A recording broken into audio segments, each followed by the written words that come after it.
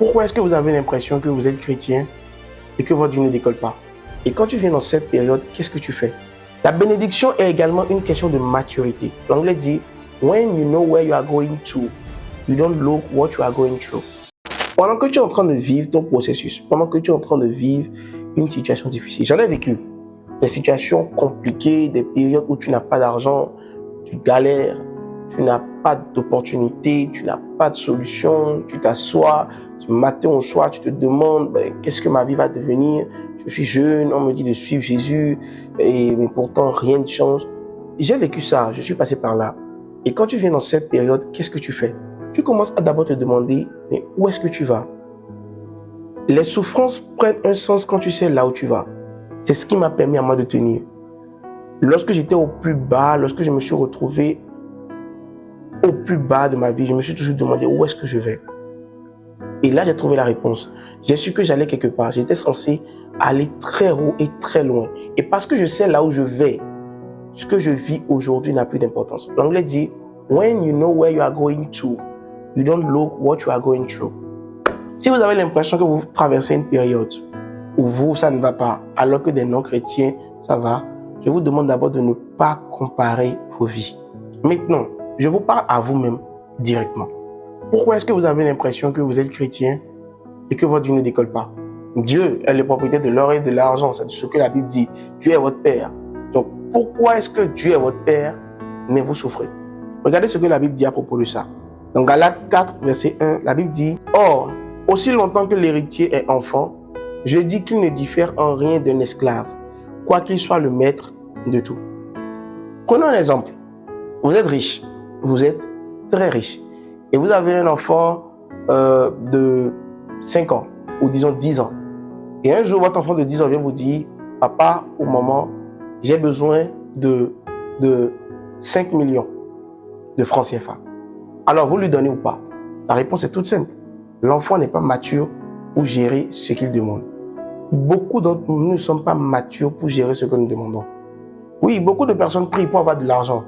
Mais en réalité, quand vous vous asseyez et que vous faites le point de votre vie, vous allez remarquer que ce que vous avez demandé, vous l'avez déjà reçu et même plus. Mais vous avez l'impression que vous ne recevez rien parce que vous ne savez pas gérer. La bénédiction est également une question de maturité. Plus vous allez grandir, plus vous allez être béni. C'est pourquoi les personnes qui ne sont même pas chrétiennes prennent le temps de beaucoup se cultiver.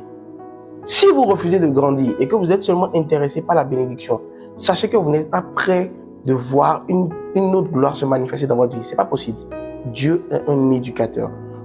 Tous autant que nous sommes, si nous avons des enfants, nous avons des éducateurs. Donc Dieu également est un père éducateur.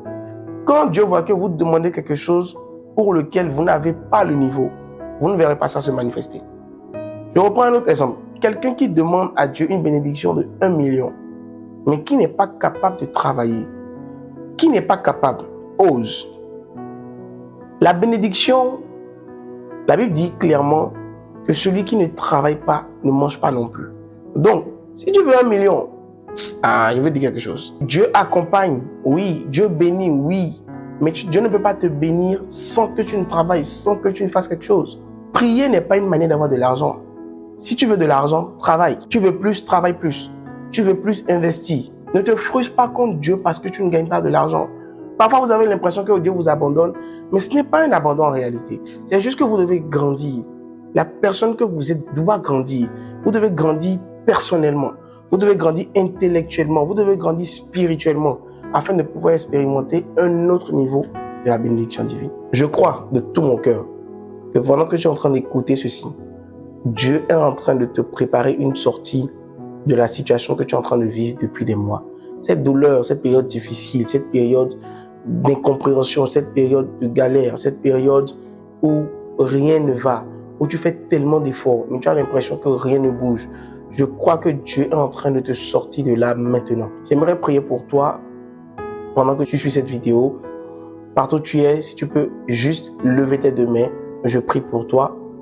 Père, au nom de Jésus, je prie pour quelqu'un qui est en train de traverser une période difficile, un moment douloureux, pour quelqu'un qui ne sait plus comment faire pour s'en sortir. Je prie que tu ouvres ses yeux, je prie que tu l'équipes, je prie que tu lui donnes la capacité de comprendre et surtout la capacité d'agir afin que cette période qu'il est en train de traverser devienne un moment de témoignage et un moment de solution au nom de Jésus-Christ de Nazareth. Amen. Shalom, tu es béni.